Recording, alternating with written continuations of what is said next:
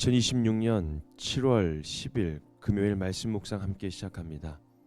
오늘 말씀은 시편 1절에서 18절까지 있는 말씀입니다. 함께 말씀을 묵상합니다. 주님, 어찌하여 주님께서는 그리도 멀리 계십니까? 어찌하여 우리가 고난을 받을 때에 숨어 계십니까? 악인이 으스대며 약한 자를 괴롭힙니다. 악인은 스스로 쳐놓은 올가미에 스스로 걸려들게 해주십시오. 악한 자는 자기 야심을 자랑하고 탐욕을 부리는 자는 주님을 모독하고 멸시합니다. 악인은 그 얼굴도 뻔뻔스럽게 벌 주는 이가 어디 있느냐, 하나님이 어디 있느냐 하고 말합니다. 그들의 생각이란들 이러합니다. 그런데도 악인이 하는 일은 언제나 잘 되고 주님의 심판은 너무 멀어서 그들에게 보이지 않으니 악인은 오히려 그의 대적을 보고 코웃음만 칩니다. 그는 마음속으로 내가 망하는가 두고 봐라. 나에게는 언제라도 불행과 저주란 없다 하고 말합니다. 그들의 입은 기만과 폭언으로 가득 차 있고 그들의 혀 밑에는 욕설과 악담이 가득합니다. 그들은 으슥한 길목에 숨어 있다가 은밀한 곳에서 순진한 사람들을 쳐 죽입니다. 그들의 두 눈은 언제나 가련한 사람을 노립니다. 굴 속에 웅크리고 있는 사자처럼 은밀한 곳에서 기다리다가 때만 만나면 연약한 사람을 그물로 덮쳐서 끌고 갑니다. 불쌍한 사람이 억눌림을 당하고 가련한 사람이 폭력에 쓰러집니다.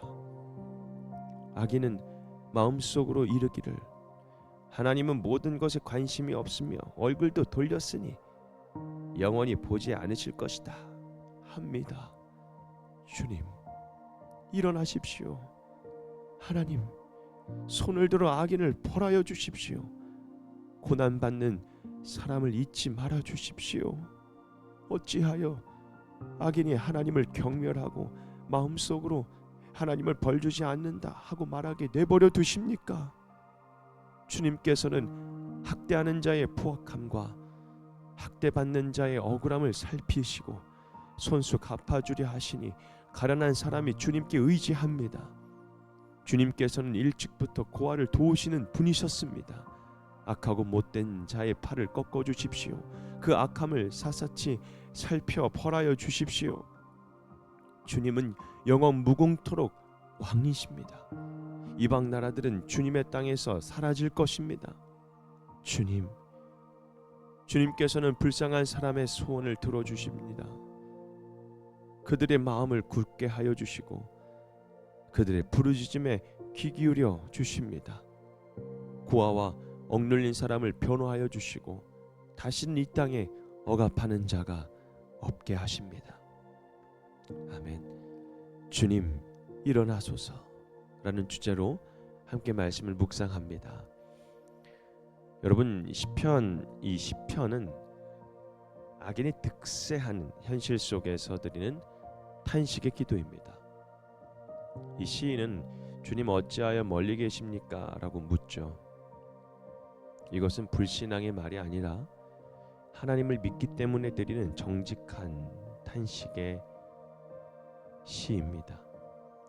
당시 약한 자, 가난한 자, 고아와 억눌린 자들은 사회적으로 보호받기가 참 어려운 사람들이었습니다. 악인은 힘과 권력을 이용해서 그들을 억압하고 입으로는 거짓과 폭력을 일삼으며 마음속으로는 하나님은 보지 않으신다라고 생각하죠. 그러나 시인은 현실만 보지 않습니다. 악인이 강해 보이고 하나님이 침묵하시는 것 같아도 결국 하나님은 억울한 자의 신음과 눈물을 보시며 고아와 억눌린 자를 변호하는 영원한 왕이심을 고백합니다. 오늘 이 시편은 악한 현실을 외면하지 않으면서도 현실보다 크신 그 하나님의 통치를 붙드는 믿음의 기도라고 볼 수가 있습니다. 오늘 말씀 묵상을 통해서 우리에게 하나님은 어떤 분이신가? 여러분, 하나님은 고난받는 자의 부르짖음을 외면하지 않으십니다. 사람의 눈에는 하나님이 멀리 계신 것처럼 보일 때가 있죠. 악인은 참 잘되고 의인은 억울함을 당하고 약한 자는 짓밟히는 것처럼 보입니다. 그러나 하나님은 숨어 계시는 분이 아니라 모든 억울함과 포악함을 살피시는 분입니다.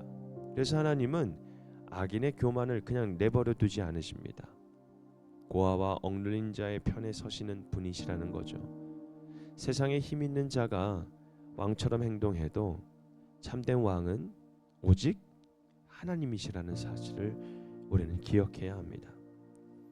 하나님은 침묵하시는 것 같아도 무관심하지 않으시고 늦어 보이지만 반드시 하나님께서 일하심을 통해서 하나님의 그 정의로우심, 또 하나님의 계획을, 하나님의 그 뜻을 이루어 가시는 분이십니다.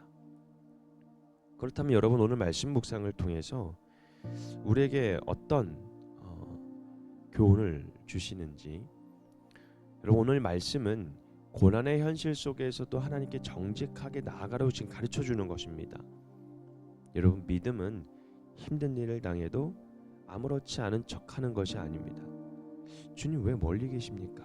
라고 묻는 자리에서도 하나님을 떠나지 않고 하나님께 기도하는 것, 그 묻는 것 자체가 하나님 앞에 기도하며 그 하나님을 떠나지 않는 것, 그것이 우리들의 믿음이라는 겁니다.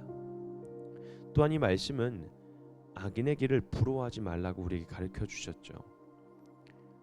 당장은 악인이 형통해 보이는 것처럼 느껴지고 거짓과 교만이 이기는 것처럼 보이지만 여러분, 그 길의 끝은 하나님의 심판입니다.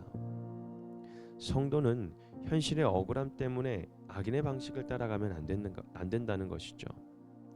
오늘 나는 힘없는 사람을 함부로 대하지 않고 억울한 사람의 아픔을 가볍게 여기지 않고 하나님의 정의를 기다리는 사람으로 우리는 살아가야 합니다.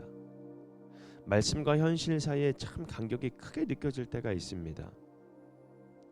내 뜻대로 되지 않을 때, 하나님 앞에 기도하며 기다리고 있는데 그것이 응답받지 못할 때, 원망으로 무너지는 것이, 여러분, 사탄이 우리를 그렇게 되기를 원하는, 우리가 그렇게 되기를 원하는 그 마음을 이 사탄은 가장 크게 갖고 있다라는 겁니다. 그런데 우리는 어떻게 됩니까? 원망으로 무너지기보다 기도로 견디는 사람이 되어야 합니다. 그래서 여러분, 우리가 함께 이 질문을 해봤으면 좋겠습니다. 지금도 우리의 기도가 멈추지 않고 계속해서 부르짖고 있는지,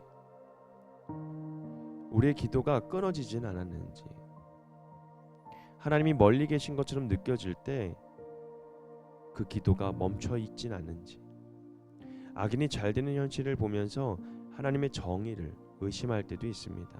나도 세상의 방식으로 살아가려고 하지는 않는지 또 하나 우리가 한번 생각해 봐야 됩니다. 내 주변에 약한 사람들, 억울한 사람들, 도움이 필요한 사람들 참 많이 있죠. 그런 사람들을 하나님 마음으로 바라보고는 있는지. 여러분, 악이 커 보이고 하나님이 멀리 계신 것처럼 느껴질 때 우리는 주님을 떠나서는 안 됩니다. 억울한 자의 눈물을 보시는 그 하나님, 고아와 억눌린 자를 변호하시는 그 하나님을 신뢰하는 겁니다. 악인의 길을 부러워하지 않는 것, 하나님의 정의를 기다리면서 그 말씀 앞에 정직하게 살아가는 것이 바로 믿음의 사람. 주님 일어나소서, 우리가 이렇게 고백했던 것처럼, 시인이 고백했던 것처럼 우리도 순간순간 하나님의 그 일하심을 붙들고 살아가는 저와 여러분이 되기를 주님의 이름으로 축복합니다. 오늘 말씀 묵상 마치겠습니다.